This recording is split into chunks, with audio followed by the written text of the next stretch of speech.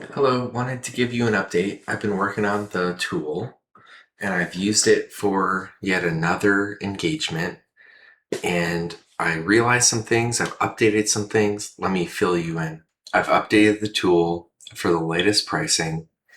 I've changed some things. The other cost items are now all here in a list. You can up, down them, you can move them essentially, and make sure that everything that is not in dynamics for licensing can have a proper place.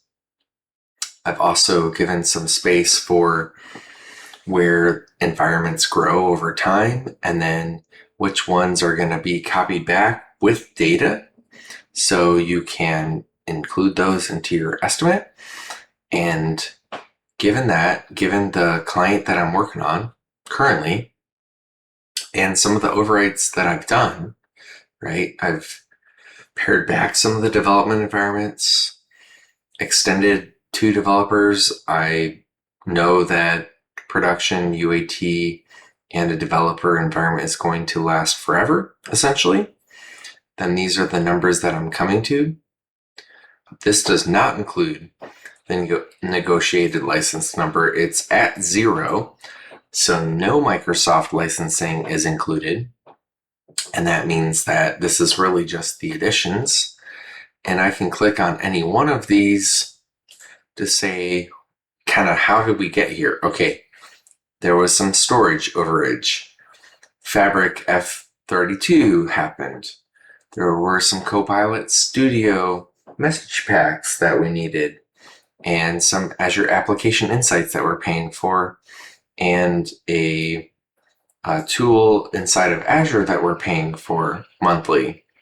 Things like that, right? So it's all auditable. You can see everything. You can see why we got to the certain level.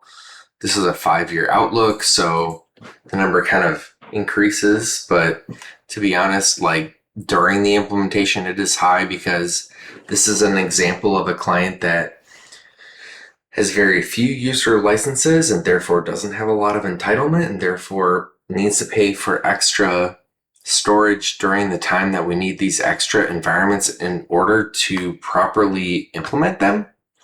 That whether it's data, whether it's testing, whether it's development, and then later, they go back down to a very reasonable amount.